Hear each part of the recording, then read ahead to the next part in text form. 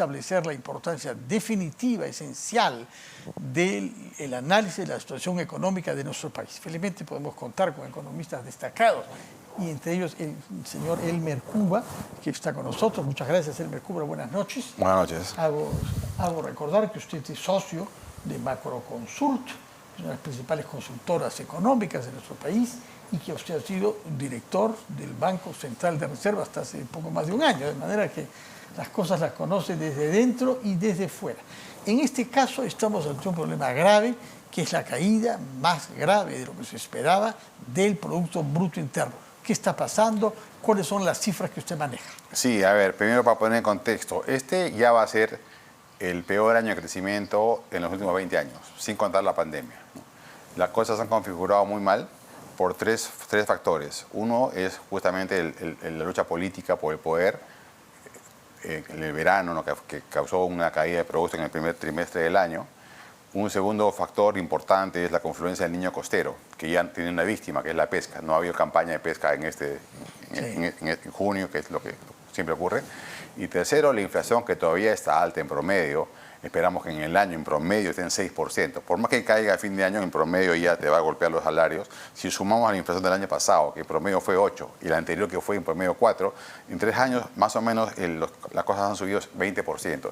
Y finalmente eso golpea el gasto, ¿no? 6% como promedio, pero se mantiene la promesa de bajarla hasta 3% el último mes. Correcto. Eso no impacte naturalmente. Correcto. Eso, digamos, cuando ocurra ese momento, el Banco Central ya va a haber cumplido con su meta, ¿no es cierto? Regresamos al rango meta. Pero en el interín, los salarios ya están bajos. Entonces, esos tres factores, digamos, la inflación que es recesiva per se, en este caso porque ha sido de oferta, cuando la inflación es de oferta, es recesiva de todas maneras. Si fuese de demanda sería expansiva, ¿no? Porque estaría gastando más plata del gobierno y todos también, y la inflación sería pues de demanda. En este caso es de oferta, porque por el petróleo, el gas, por el tipo de cambio, qué sé yo. Entonces, si juntamos en la licuadora esos tres fenómenos, fenómeno del Niño, crisis política con el verano que fue negativo, inflación alta que corroe los salarios reales, sobre todo los informales que no pueden renegociar, ¿no es cierto? Tenemos este resultado. ¿Cuál es ese resultado? Un primer semestre del año ni siquiera estancado, negativos. O sea, es muy probable que el primer semestre de este año sea negativo, en 0,5%. Menos que 0%. Menos que 0. ¿Y eso no ocurre hace 20 años. Que un semestre ofrezca esta cifra negativa, un decrecimiento del producto. Sin contar el COVID, ¿no? Que fue el encierro general, ¿no? Sí, claro. Ahora bien, dice que de los sectores productivos, el que más está jalando hacia abajo la tasa de crecimiento es la pesca. Sí, la pesca sí, pero la pesca pesa menos. Es que ocurre, ¿eh? Al mismo tiempo está ocurriendo un fenómeno de menor gasto en autoconstrucción, ¿no? Por el tema justamente de la inflación. La inflación se ha comido los salarios de los más pobres. Y esos más pobres este año han postergado su decisión, ¿no? de autoconstruir. De acuerdo. Hemos visto una encuesta CPI hoy que da cuenta de la caída del consumo de alimentos en el interior del país, porque en Lima el tema dominante sigue siendo la inseguridad, la delincuencia, pero en el interior los datos son graves, en un país donde tenemos tasas de anemia que ya eran muy altas, ¿no? Ojo, pero en Lima también la pobreza urbana, que es la que ha subido en estos años, en Lima se ha exacerbado. En Lima tiene un 28% de pobreza, igual que en la nacional. Eso es raro, es nuevo y es post-COVID, sí, ¿no? Pobreza urbana limeña, además. Sí, que ha aumentado más. Entonces, que la rural. Sí. Lamentablemente, pues, no hay en los siguientes meses algo que nos haga salir rápidamente de esto, ¿no? El Niño es una amenaza permanente, la inflación recién va a ceder a fin de año y la guerra política está nuevamente volviendo, ¿no? Sí, lamentablemente. Y a esto se añade que el precio de algunos minerales sigue a la baja, ¿no? Aunque producimos más cobre que el año pasado, vendemos por un monto menor a causa del precio. Pero el cobre, que es el principal producto de exportación peruano, está en 3.90, el año pasado en promedio está en 4, todavía nos sigue protegiendo, ¿eh? No ha caído tanto, en verdad. Sigue ¿Y otros minerales como el zinc? En general no han caído tanto, en promedio nos defiende. Ese no ha sido el problema. El problema ha sido que efectivamente la familia peruana promedio, sobre todo los vulnerables y los pobres, comen menos alimentos pero gastan más en los mismos, porque el precio ha subido, ¿no? No voy a dejar de comer. Entonces, ¿qué pasa? Que recompongo mi gasto y ¿qué es lo que dejo de gastar? Lo que puedo prescindir, ¿Qué cosa es lo que me dura? Por ejemplo, zapatos, por ejemplo, televisores, por ejemplo, refrigeradoras, por ejemplo, construir, ¿no? Entonces, esos segmentos que para una familia son duraderos, se cae este año por la inflación. La inflación no es gratis, ¿no? Tiene un efecto real también. Claro. ¿Qué datos tenemos sobre el empleo en el Perú? Evoluciona mal. Sí, a ver, ahí hay que ver con cuidado la cifra, hay que ver con cuidado debajo del iceberg, ¿no? El empleo informal y autoempleado aumenta, pues la gente tiene que comer, ¿no es cierto? No, en Perú no hay seguro de desempleo, no es como en Estados Unidos o Europa, no me gusta el trabajo, me voy a mi casa y recibo una pensión. 2, 3 meses o 6 meses me pagan porque estoy desempleado, pero no hay eso, entonces hay que trabajar. Entonces la gente consigue empleo, pero empleos informales o empleos independientes, ¿no? Autogestionados por uno. Ese está aumentando, pero con salarios a la baja. Y el formal está estancado, aunque las cifras dicen que se sube, pero sube por Sunafil. Como Sunafil hace su trabajo de chequear, no formaliza a la gente, pero formaliza a alguien que ya tiene un empleo, ¿no? No es que lo está creando, simplemente lo estoy formalizando. Entonces, esa cifra está un poco inflada de empleos formales, ¿no? Porque está escondido el buen trabajo de Sunafil, ¿no? Entonces, en conclusión, el empleo está aumentando, pero de baja calidad y con salarios bajos, ¿no? ¿Cuánto impacta y cuál es la percepción que los empresarios con los que usted tiene que ver tienen de la marcha, por ejemplo, prevista el miércoles 19? A ver, por supuesto que es muy negativa. Cualquier empresario quisiera estabilidad, paz política para poder tener un horizonte de planeamiento e inversión, ¿no? Que no es el caso en Perú, un país que todavía está partido, ¿no? La opinión pública no aprueba a la presidenta. No todos marchan, ¿no? Si no estaría pues, en el poder, sí. Pero es complejo el fenómeno peruano, ¿no? Hemos exacerbado cosas que pensamos que eran del pasado, ¿no? De acuerdo. Y por otra parte, el gobierno contesta hablando sobre inversión pública, que es menor que la privada, pero que dinamiza. Y incluso se ha creado una nueva institución, la Autoridad para la Infraestructura. ¿Cómo percibe usted el procedimiento para lanzar esta institución? Mira, la verdad, con buenos ojos. Yo creo que el ministro de Economía está haciendo dentro del ámbito del ministerio lo que puede hacer, tratando de mover la inversión pública, no solamente la nacional, que lo controlan, sino los gobiernos locales, regionales, haciendo un gran esfuerzo en verdad y también relanzando la Autoridad Nacional de Infraestructura. Pero el problema económico peruano no está en el MEF, está más arriba. Nos hemos entrampado ahí y está en manos de la presidenta. Si la presidenta es capaz de llamar a un gobierno de confluencia, ¿no? De alianza, en estos momentos de crisis, para cogobernar y ceder poder, ¿no? En los próximos 2 años, incluyendo el gabinete, podría tener algo de paz social y llegar hasta donde quiere llegar, que es al final de su periodo, ¿no? Pero ¿cogobernar con quién? Ese es el punto. ¿Qué alianza le parece a usted razonable? Estamos viendo lo difícil que es hacer una mesa directiva en el Congreso. Bueno, si ella llama, ¿no es cierto?, abiertamente a los 5 principales líderes de los partidos, ellos no pueden negarse a colaborar. Estamos en una fase política que implica colaboración. No ir significa más bien perder ante la población, ser un opositor tenaz en el peor momento, ¿no? La política tiene periodos de cooperación y periodos de competencia, ¿no? Obviamente ahora estamos en periodo de cooperación. Y después, por supuesto que ese pacto de gobierno se rompe el último año, porque tiene que competir para ganar, ¿no? Pero ahora sería un momento de unidad nacional. La economía estancada, no estancada, cayendo 0,5 en el primer semestre, con una perspectiva. Yo dudo mucho que este año el PIB crezca más de 1. Es muy improbable, que crezca más de 1 es muy improbable. Va a ser menos de 1. Cosa que no veíamos desde hace 15 Cosa que, años, ¿no? como repito, sí, hace 20 años que no ocurre, sin contar el COVID. La peor crisis fue el año de este calibre, el año 2001, con la caída de Fujimori, cuando crecimos 0,5. Estamos a ese mismo nivel ahora. Ya.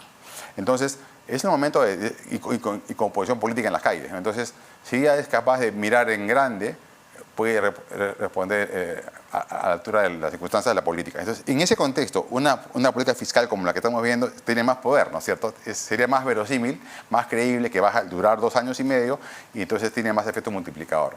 Si no, el poder de fuego de la política fiscal se reduce, ¿no? Y los programas que se han lanzado de Compunche Perú, compras, etcétera, etcétera, ¿han dado resultados o son hasta el momento? No, la política fiscal nunca es tan inmediata, tiene unos rezagos, ¿no? Todo este efecto lo vamos a ver más bien en los próximos, a fin de año, en verdad. No es inmediato, ¿no? Va a actuar y nos va a ayudar a sacar. La política de compras, por ejemplo, a las pymes, eso es una cosa que se hace rápidamente y si hay una buena decisión. ¿Por qué es que no se implementa más rápidamente eso? Están a la velocidad que podemos, en verdad. No sería muy crítico ahí. Es el estado que tenemos hoy día y no ha cambiado. Y todos han sido puestos muy volátiles, ¿no? Los equipos se han movido muy rápido y hemos degradado la gestión pública con la volatilidad que hemos tenido del gobierno anterior. O sea, los efectos de Castillo, de destrozar el Estado peruano, se ven ahora y es difícil comenzar a mejorarlo rápido, ¿no? Son efectos no deseados que no son inmediatos. De acuerdo. Respecto de la Autoridad para la Infraestructura, ¿cómo percibe eso? ¿Lo mira también con optimismo? Sí, relativo? lo que pasa es que hay ministerios que no están pensados, diseñados para inversión pública. Por ejemplo, el Ministerio de Educación o el de Salud mismo, ¿no? Deberíamos ir a hacer una especie de Ministerio de Obras Públicas, en verdad.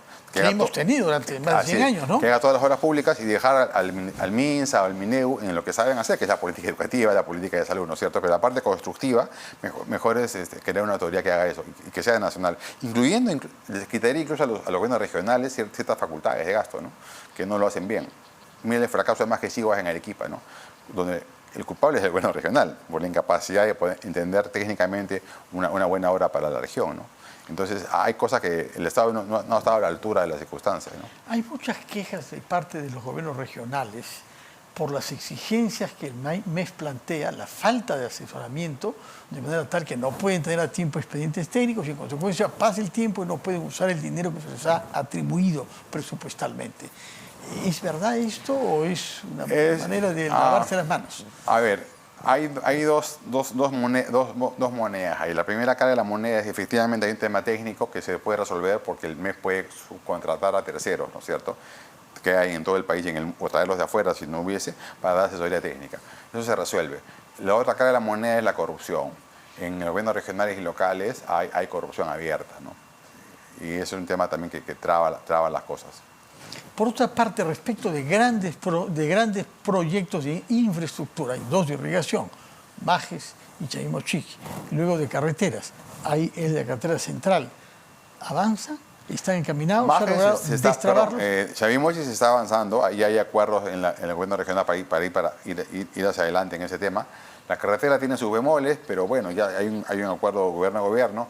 Lo que sí se ha atrasado mucho más es Majes Siguas, ¿no? Porque la empresa se está yendo el contrato, está yendo un arbitraje y eso sí se va a demorar algún tiempo, ¿no?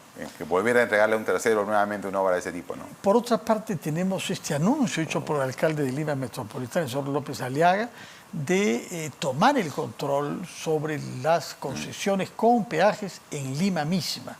¿Cuál es el impacto de esta decisión sobre, digamos, el clima general de inversiones en nuestro país? Muy negativo. Está haciendo algo inesperado. No pensaba que alguien como él, que sabe de concesiones, haga lo que está haciendo. Yo creo que ni si fuese alcalde Puca Bellido, quizá ni siquiera hubiera hecho eso, ¿no?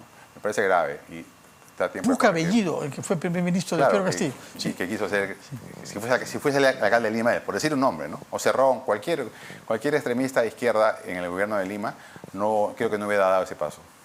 Ya. ¿Y cómo reacciona el mundo empresarial? Porque hemos visto pocos comunicados y pocos pronunciamientos sobre eso fuera de AFIN. Sí, afortunadamente el diseño institucional de la gran obra de APP en el Perú está manejada por los ministerios y por OCITRAN, ¿no es cierto? En general por los reguladores, ¿no? Que tienen otra capacidad técnica. En caso particular de Rutas de Lima lo administra el mismo municipio con su oficina interna y está mostrando una debilidad institucional grave.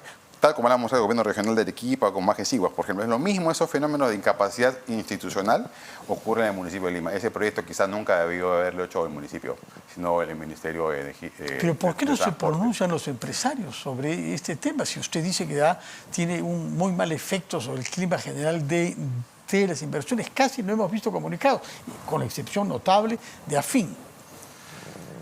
Yo esperaría que en las próximas horas se pronuncien los principales gremios del Perú. Lo que está ocurriendo es particularmente grave, ¿no?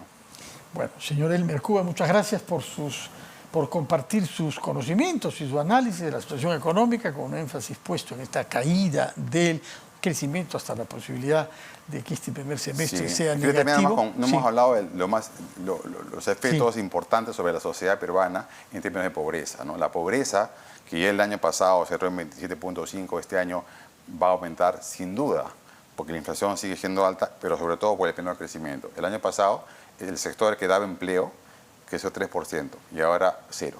Estamos yendo de +3 a 0. ¿Y qué prevé usted? ¿Qué cifra la mala? La pobreza no va de 27.5 a 29.5 sin ningún problema, lamentablemente. Bueno, Verdaderamente es una pésima noticia, ¿no? Porque las cosas abstractas terminan por expresarse en la vida real, En el y día a de día, familias claro. y de personas para las cuales la pobreza significa comer menos, no poder transportarse, no poder pagar útiles escolares, no poder naturalmente ofrecer a sus hijos formas elementales de vida.